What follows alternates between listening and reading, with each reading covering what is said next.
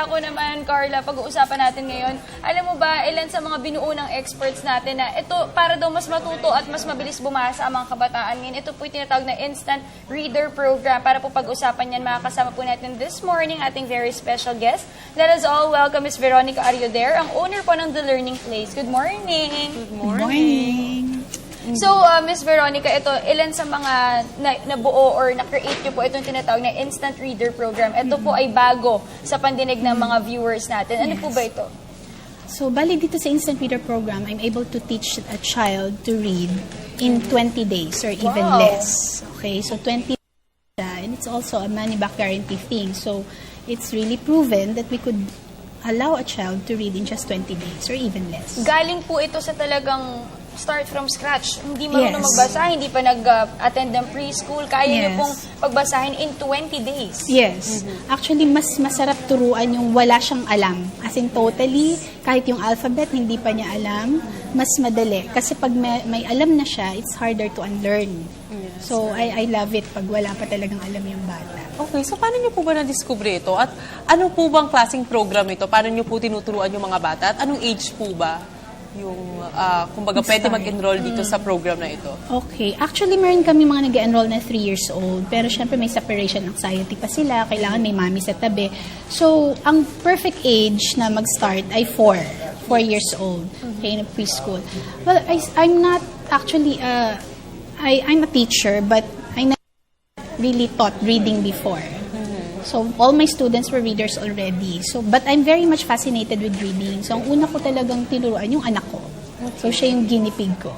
I wanted her to learn how to read fast. So, Ms. Veronica, what is your method when it comes to this kind of program, itong Instant Reader Program? Do they read? Do you let them read and read? Or do you depend on yung mga picture reading? Or do we parang nag-go through na rin ba sila into sentences, phrases, or more of reading lang sila? Actually, after 20 days, they could read words, simple sentences, and simple paragraphs already, yung after 20 days. So, hindi picture-dependent ang instant reader. We really go through the scientific way of learning how to read. So, we allow the child to master the phonemes. So, when you say phonemes, these are the basic sounds of every letter. Okay? Actually, sa alphabet natin, there are alphabet, but in instant reader we were able to delve 26 phonemes out of the 44 phonemes out of the 26 letters of the alphabet. So actually ang daming sounds ng alphabet na hindi kahit na mag-memorize ka ng alphabet, kantahin mo siya, a child will never learn how to read. He or she has to know the phonemes behind it. So, yun. So, scientifically namin itinuturo to. Of course, dahil 44 yun, we really made it a point na fun. Very fun and easy, na hindi napapansin ng bata, ay, nagbabasa na pala siya. Actually, Carla, di ba here in Good Morning Boss, we've featured so many things about mga summer workshops. So, this is actually perfect rin na summer workshop or pwedeng pag-aabalahan ng mga kabataan ngayong summer. Yeah, actually, ang dami naming students talaga pag summer. Yan talagang influx ng... Kasi syempre, yung mga parents, they wanted to prepare their kids for school sa June. Nila, nagre-read na. Tsaka ngayon, required bago ka mag-grade 1, kailangan reader na. So, yun ang ano namin. But it's a year-round thing. Since pag-usapan na ngayon na perfect to for summer workshop, no? Saan po ba pwede mag-enroll ang mga bata or mga mommies na enroll ang kanilang mga anak nila sa ganitong klaseng program? Okay. So right now, of course, meron kami, ang home ng Instant Reader is sa Los Baños. So we're located inside UP Los Baños sa The Learning Place compound. And then we have one in Calamba, in San Pablo, in Santa Rosa, Biñan, San Pedro, and then we have one in Muntinlupa. Here in Manila, we have Katipunan, and then we have as far as Pampanga. So you have total of 8 branches. 8 branches. Syempre, the most important thing that mommies would like to know is this affordable? Well, yes. Kasi usually you learn how to read in 3 years. So imagine, may preschool For kami. 20 days, pero 30 minutes 30 minutes each day, 6,000 sa province. In Manila, it's 7,500. Pwede na.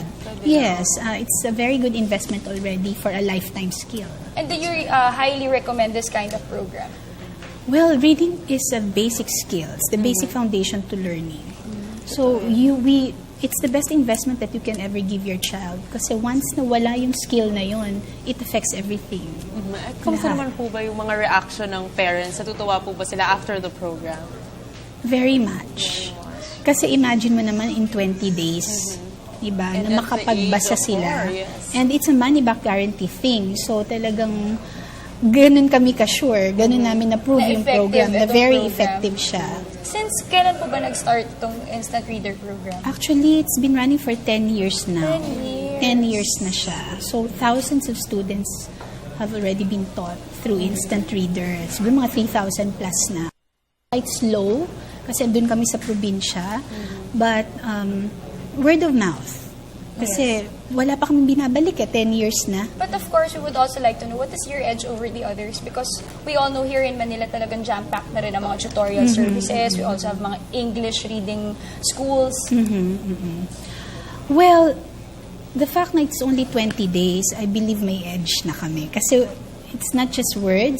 They won't memorize words. It's not picture dependent, unlike yung ibang Which is reading yun yung minsan program. problema ng mga kabataan. That's Kapag naging right. picture independent, di na nila kaya. Pag ibang word na, wala Ibang nang word, hindi picture. na. Yes, ayaw Usually, nila. lalo na pag mga fruits, animals, Yes, yung typically mga ball, nasa cat, pictures. math, can. So they tend to memorize the words. They do not really read it. So pag iba na yung combination ng mga letters, it's hard for them to read. So naapektuhan na yung fluency nila. At the same time, the reading comprehension because they cannot really read the words properly. Memorize lang nila.